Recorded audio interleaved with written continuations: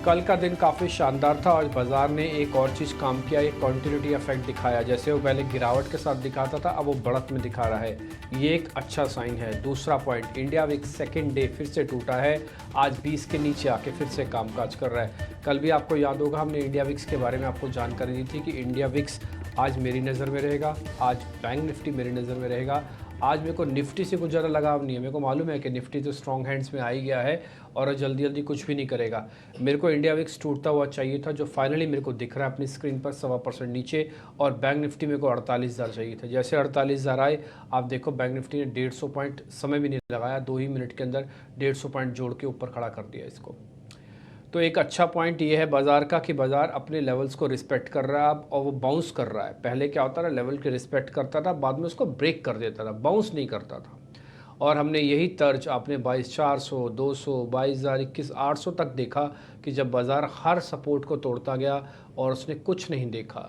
कोई नहीं देखा वैल्यूएशन, कोई नहीं देखा एफआईज, कोई नहीं देखा कुछ भी, सबको उड़ाता ही गया। लेकिन as it is pull back आपको मार्केट के अंदर वापस से बनता दिख रहा है। थोड़ा लेट आया बट हाँ काम का आया।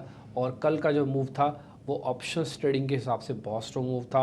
ऑप्शंस वालों का कॉन्फिडेंस हाई हुआ है कि एक दिन में तस्वीर बदली जा सकती है, और वो आज आप अपनी स्क्रीन पर भी देख पा रहे हैं। आज शुक्रवार है, आपको पता है शुक्रवार को चंदन तापड़िया हमारे मेहमान होते हैं, थोड़ी देर में हमारे साथ जुड़ जाएंगे, उनसे करेंगे बातचीत, निफ्टी बैंक निफ्टी का आउटलुक लेंगे कि अब क्या करना चाहिए। एक राउंड का पुल बैक तो हो गया ख़त्म। ये शुरू हुआ था 21,800 से, तो 600 पॉइंट अब ऊपर आ गए हो। पुल बैक की मियाद इतनी ही है, 600 पॉइंट बस। अब इसके बाद आपको नया डाटा की ज़रूरत पड़ेगी, यानी कि फ्रेश पोजीशंस चाहिए। और पोजीशंस कैसी बन रही सिस्टम में, अभी हम आपके सामने रखेंगे। साथ ही कुछ एक स्टॉक्स भी होंगे, उन स्टॉक्स पे भी आप ध्यान दीजिएगा, खासकर तेज़ी वाले स्टॉक्स या फिर शॉर्ट कवरिंग वाले स्टॉक्स, वो बेहद बेहद आपके काम के होंगे।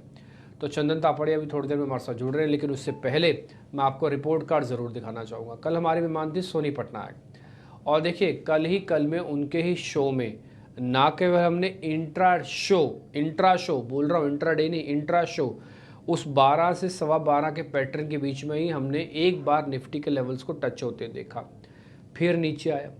क्लोज होते होते निफ्टी का रिटर्न्स बहुत शानदार था। उन्होंने तो 300 का टारगेट दिया था, कल निफ्टी ने 400 लगा दिया। उनका रिपोर्ट कार्ड मैं आपको दिखाता हूं, सोनी पटनायक का रिपोर्ट कार्ड।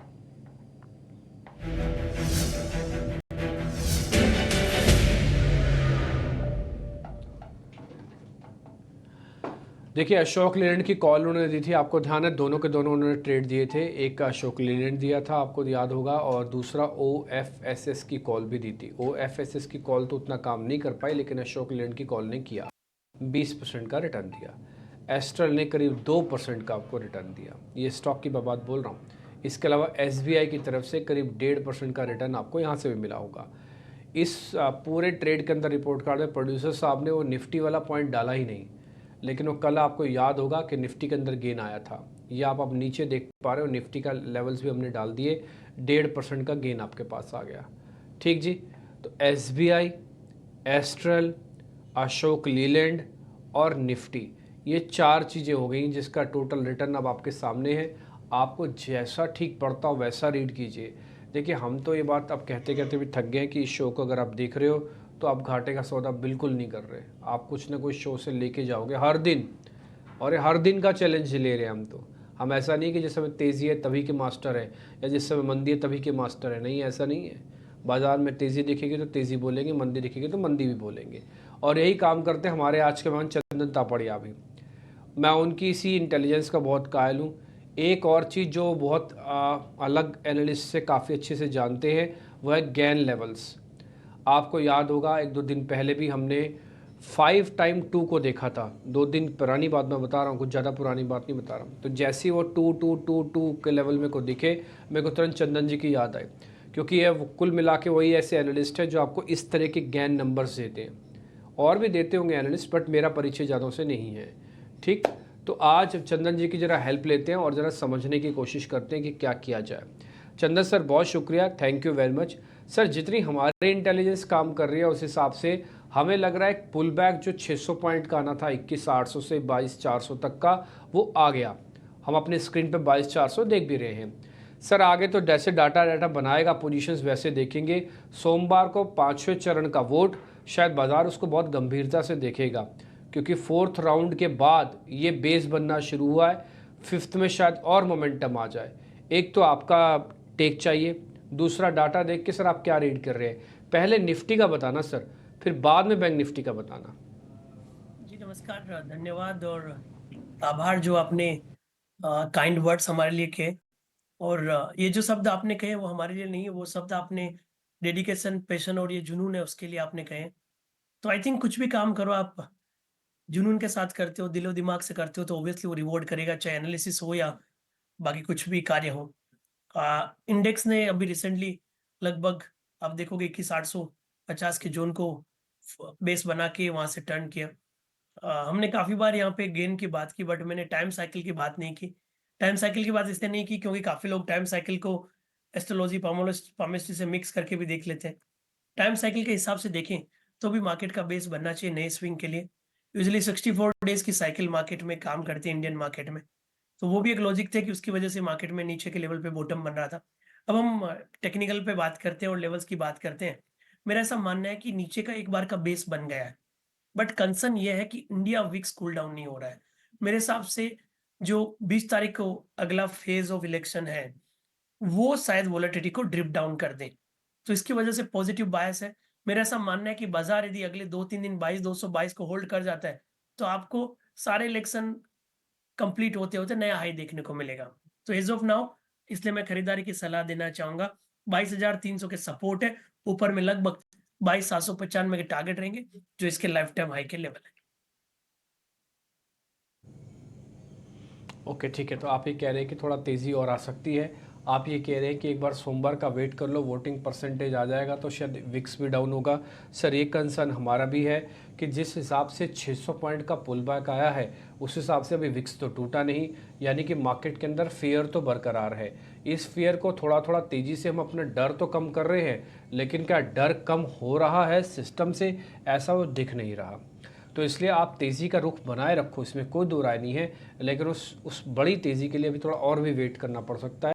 कम से कम 2 पॉइंट भी इंडिया विक्स टूट जाए, मान लो जैसे 20 पे भी चल रहा है, पौने 20 पे, तो करीब 18 या उसके थोड़ा नीचे चला जाए तो फिर आपका कॉन्फिडेंस देखना, फिर आप मार्केट के अंदर लेवल्स देखना, फिर आपके कन्विक्शन पावर देखना। अभी आप एक काम करते हो कि 4 कदम रखते हो ना, 5वां कदम डर के रखते हो, तब वो डर खत्म होएगा। ठीक, तो इंडिया विक्स का थोड़ा और नीचे आ जाए, लेवल्स आपके स्क्रीन पर आ गए निफ्टी के। सर बैंक निफ्टी की भी लेवल सर बता दीजिए, इसका तो अभी पुल बैक ही कंप्लीट नहीं हुआ। 48,200 पे तो माना जाता है इसका पुल बैक कंप्लीट होगा, उसके बाद इसमें तेज़ी आएगी।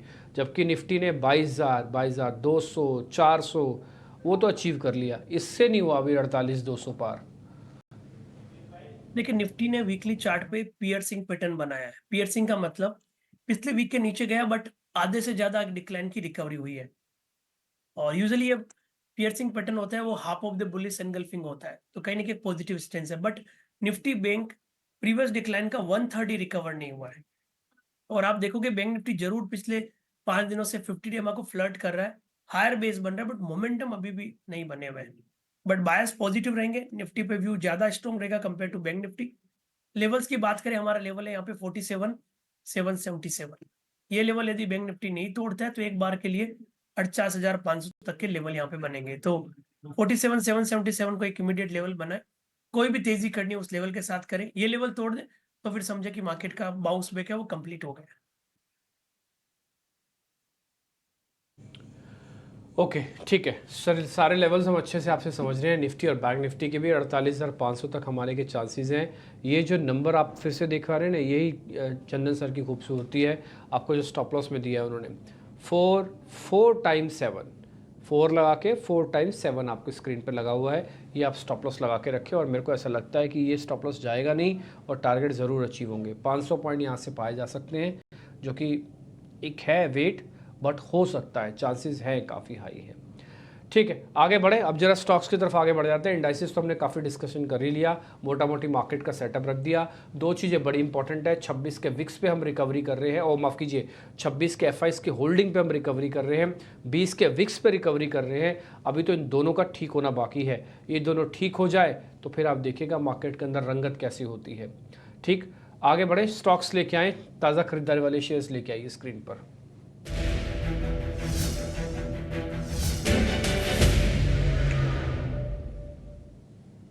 टायर वाली कंपनीज टिपिकली मार्केट में फैशन में है। पिछले 2-4 दिन से बालकृष्ण इंडस्ट्रीज़ यानी कि बीकेटी काफ़ी अच्छा चल रहा है। आपको ध्यान होगा सोनी पटनायक और एक और मेहमान ने भी कल परसों ही बीकेटी दिया था। चंदन सर भी बीकेटी के बारे में आज आपसे हम पता करना चाहते हैं कि आपकी रिकमेंडेशन क्या है। करीब 2.5% ये शेयर ऊपर है, 1.5% का इजाफा ग्रासिम में भी दिख रहा है हमको।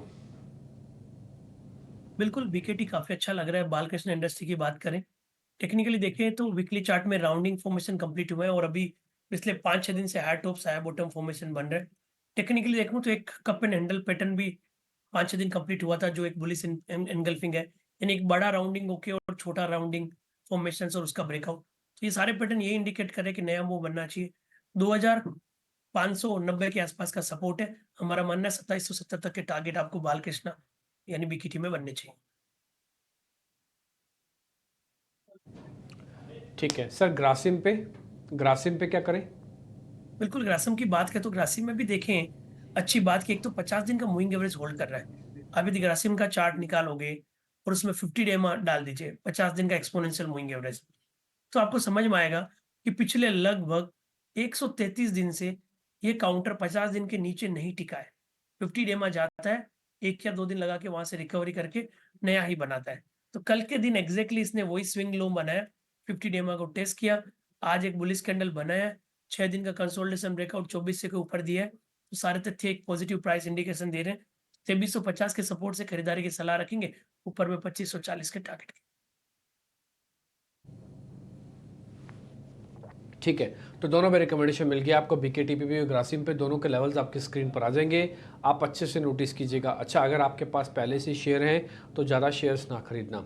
दूसरा पॉइंट, अगर आपने शॉर्ट कर रखा है तो अपने लेवल्स को वॉच कर लेना इस प्लेट के ज़रिए।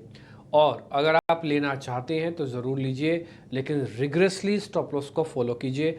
टारगेट कई बार अपने आप कंफर्ट का भी रख सकते हैं, बट स्टॉप लॉस के साथ छेड़खानी नहीं, क्योंकि वो सारे पिवट पॉइंट्स होते हैं। उनके अंदर अगर कोई भी 19-20 आप करेंगे तो फिर दिक्कत हो सकती है। ठीक, तो ग्रासिम इंडस्ट्रीज, बीकेटी दोनों पे आपको रिकमेंडेशन मिल गई है। जैसे आपको ट्रेड ठीक पड़ता हो वैसे आप ले सकते हैं। कवरिंग वाले 2 शेयर भी हैं। काफ़ी दिनों बाद स्क्रीन पे कवरिंग करता हुआ दिख रहा है बाटा। लोग भूल से गए थे बाटा इंडिया को। ये फ्यूचर का शेयर है, इंटरेस्टिंग शेयर है, 1350 के आसपास है। चंदन सर, जरा बाटा इंडिया के इस मूवमेंट को कितना ट्रस्ट करेंगे आप, जरा पहले ये बताइए। और ये बहुत ही अर्ली स्टेजेस हैं अभी तो इसके। और दूसरा एक और cement company UltraTech cement sir.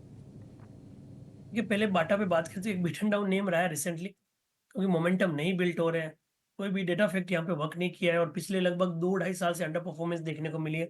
Weekly setup पे देखें तो लगभग 22 वीक से लोअर टॉप लोअर बॉटम बन रहे थे और आज यानी कि 2 दिन के रिकवरी के बाद इस वीक पहली बार किसी वीक के ऊपर होल्ड किया है। तो शॉर्ट टर्म रिवर्सल तो आए हैं, बट कंसर्न ये है कि कितने टिकेंगे। तो यदि आपको ट्रेड करना है, कंपल्सन नहीं है, ट्रेड करना है, तो ज़रूर आप इसमें लगभग 1320 के आसपास का सपोर्ट बना सकते हो, ऊपर में 1410 तक के बाउंस के लिए। बट याद रखें, एज़ ऑफ नाउ हम बाउंस और शॉर्ट कवरिंग के लिए इस काउंटर को देखेंगे, न कि लॉन्ग टर्म होल्डिंग या पोजिशनल ट्रेड एक बार अवॉइड करेंगे जब तक मेजर ट्रेंड चेंज नहीं होता। ठीक है, एक छोटा सा बाउंस आएगा सर। दूसरा अल्ट्राटेक सीमेंट है, इसको भी जरा चेक करना। बिल्कुल, अल्ट्रा सीमेंट की बात करें तो यहाँ पे एक रिकवरी देखने को मिली है और बड़ी बात ये है कि वीकली चार्ट में एक बड़े चैनल में कामकाज कर रहा है। अभी कुछ दिन पहले lower band of the channel में ट्रेड किया और ट्रेड करके वहाँ से रिकवरी देखने को मिली। 9750 के आसपास का सपोर्ट है, ऊपर में 10,200 के टारगेट के लिए। ठीक है, तो अल्ट्राटेक पे तो आपको रिकमेंडेशन एक मिल गई है। आपको 2 सीमेंट कंपनीज एक्चुअली में अल्ट्रा और ग्रासिम दोनों पे एक आपको ट्रेड मिल रहा है। इसके अलावा अगर आप एक शेयर देखना चाहते हो तो बीकेटी बालकृष्ण इंडस्ट्रीज भी सर की लिस्ट में हमने डलवा दिया, पूछ लिया उनसे हमने। उन्होंने कहा ठीक है, टारगेट आप रख लो, स्टॉप लॉस रख लो, पोजीशंस ले भी सकते हो, इसलिए मैंने बाय डाला। निफ्टी, बैंक निफ्टी पे उनका व्यू बुलिश है, वो भी अपनी स्क्रीन पर आप देख लीजिएगा। और उन पे उनका मानना है कि ये अच्छे से चल सकते हैं। इसके अलावा एक बाटा का शेयर जिसका मैं जिक्र कर रहा था, उसका मैं चार्ट ज़रूर दिखाना चाहूँगा आपको। वो इसलिए ताकि आप थोड़ा सा उसको नोटिस करें कि कैसे पुल बैक शेयर कर तो रहा है, लेकिन इसके फंसना नहीं है अभी। अगर आप ये चार्ट देखेंगे बाटा को, आप देख रहे होंगे एक डाउनवर्ड स्लोपिंग चैनल है पूरा, और उसके बाद एक बेस बना। अच्छा, ये चार्ट ना आपको मैं डेली बेसिस पे दिखा रहा हूँ, और जो बेस है ये 2023 का मार्च है, यानी कि आज से करीब करीब 1.25 साल पहले का बेस बना। पुल बैक आया, पुल बैक फेल होते गए, फिर से उसी बेस को इसने बना लिया और ये उम्मीद थी कि यहाँ से पुल बैक वापस से आ जाएगा, क्योंकि दोनों का बेस एक ही समय पे था और मैं बोलूँगा टाइम भी एक ही था। पूरा 1 साल बाद, यानी कि अगला मार्च 2024 का मार्च ये था। फेल हो गया, शेयर को नीचे जाना पड़ा। ये नीचे तो चला गया, लेकिन उसके बाद फिर से रुकने की कर रहा है कोशिश।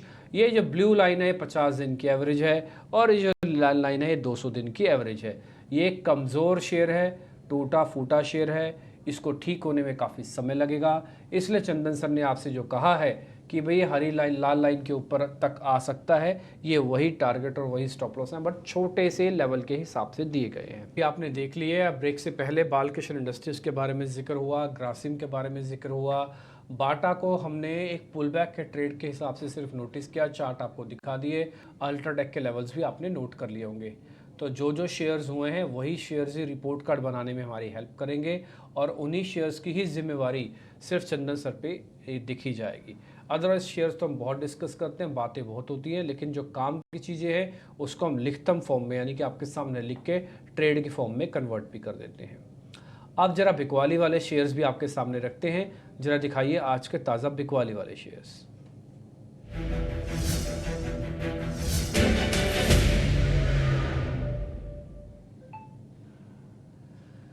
तो वोल्टास है, काफ़ी दिनों बाद मेरे को शॉर्ट्स की कैटेगरी में दिख रहा है, और दूसरा है पिडीलाइट। ये शेयर भी आज ½ % नीचे है सर। दोनों चेक कर लीजिए, दोनों कंजम्पशन के बेहतरीन शेयर। वोल्टास तो बहुत ही शानदार चला, जरा चेक कर लो दोनों में सर कोई ट्रेड बनता है, कोई पुट या शॉर्टिंग करनी हो तो। देखिए, पहले तो मैं पिडलाइट की बात कर लेता हूँ। पिडलाइट में तो शॉर्ट नहीं समझ में आ रहा है, क्योंकि पिछले 5 दिनों की रिकवरी हुई थी और अच्छी रिकवरी हुई थी, और लगभग आप देखोगे तो नीचे में 2800 2770 से लेके लगभग ये 3000 तक गया था, और अब हल्का सा पोज आ रहा है। वीकली चार्ट स्ट्रॉन्ग है और रिसेंट के हाईएस्ट वीकली क्लोजिंग के लिए तैयार हो रहा है, तो पिडलाइट में तो शॉर्ट नहीं बन रहा है, भले इसका वोलेटाइल नेचर था या फिर मोमेंटम फिसल आउट हुआ, बट सेटअप यहाँ पे नेगेटिव नहीं है। बट वोल्टास ऐसा लग रहा है थोड़ा अटक गया, जिस हिसाब से लास्ट वीक की सेलिंग के बाद इस वीक में रिकवर नहीं हो पाया और अब सरेंडर हो रहा है, कहीं ना कहीं इन्वर्टेड पोल एंड फ्लेक का ब्रेकडाउन देखने को मिल रहा है। तो यहाँ पे लगभग आप देखोगे 1312 के आसपास का रेजिस्टेंस रहेगा, नीचे में 1240 तक के डाउन साइड बन सकते हैं। ठीक है जी, तो एक वोल्टास के बारे में मोटा मोटी आपको रिकमेंडेशन और मिल गई है। अजर अनवाइंडिंग के शेयर पता करें उससे पहले सर के रिकमेंडेशंस ले लेते हैं। चंदन सर, आपके ट्रेड कौन से हैं? बिल्कुल, ट्रेड की बात करें तो पहला ट्रेड तो रहेगा NMDC. Selective metal mining stocks में पॉजिटिव हुआ है, और एनएमडीसी कहीं ना कहीं अपने मल्टीपल डेज वीक के ब्रेकआउट के आसपास आ चुका है, तो हल्का सा फॉलो आते ही नया ट्रिगर यहाँ पे बनेगा। 265 का सपोर्ट से खरीदारी की सलाह, 285 का टारगेट। दूसरा काउंटर बीएल डिफेंस है। हम सारे के सारे डिफेंस काउंटर पे पॉजिटिव और काफी अच्छा सेटअप डेली चार्ट पे बना है। 2 दिन पहले एक मेजर ब्रेकआउट बन रहा था, अभी भी फॉलो अप इंटेक्ट है, इसलिए खरीदारी की सलाह रहेगी वीकली और डेली चार्ट के सेटअप को देखते हुए। 239 का सपोर्ट है, 255 रुपए के टारगेट के। ओके, ठीक है, डन। तो ये शेयर भी आपकी लिस्ट में। एनएमडीसी तो काफ़ी इंटरेस्टिंग शेयर है और मेरे को लगता भी है ये एक सीरीज़ का शेयर भी बन सकता है। तो एक स्टैंडर्ड डिस्क्लोजर और साथ ही डिस्क्लेमर भी आपकी स्क्रीन पर दिख रहा होगा। एनएमडीसी चंदन सर की तरफ से है और 285 का टारगेट है, 265 का स्टॉप लॉस है। जो दूसरा शेयर आपकी स्क्रीन पर दे रहे हैं वो भी आप उसको भी अच्छे से नोटिस कर लीजिएगा, ठीक है। तो मोटा मोटी जितने शेयर हमने पता करने थे पूछ लिए। 2 अनवाइंडिंग के शेयर रह गए हैं। चंदन सर पूछ लें क्या मार्केट के अंदर? चले ठीक है, वो भी पूछ ही लेते हैं। टाटा कंज्यूमर्स और मुथूट फाइनेंस है, कोई ट्रेड है तो सर जरा चेक करके बता दो। टाटा कंज्यूमर्स और मुथूट फाइनेंस। नहीं, दोनों में मेरे को ट्रेड नहीं समझ में आ रहा है, क्योंकि टाटा कंज्यूमर एक वीकली चार्ट में राइजिंग ट्रेंड लाइन को होल्ड किया है और काफी अच्छा ट्रेंड लाइन बना है, और ये ट्रेंड लाइन लगभग पिछले 50-55 वीक से काम कर रहा है, तो इसके लिए बिकवाली नहीं करेंगे। और कल के बुलिश कैंडल के बाद आज वीक नहीं हुआ है, टाइम पास कर रहा है, तो कंसोलिडेटिव मूव है। मेरे हिसाब से एक बार तो 1115 होना चाहिए, और 1115 हुए तो फिर नया मूवमेंट बनेगा। सो एक बार तो यहाँ पे बिकवाली की सलाह नहीं बनेगी।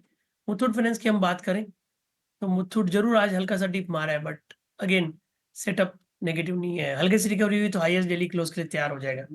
आई थिंक दोनों ही काउंटर को मैं बिकवाली के लिए या पोजिशन लिक्विडेट करने की सलाह नहीं देना चाहूंगा।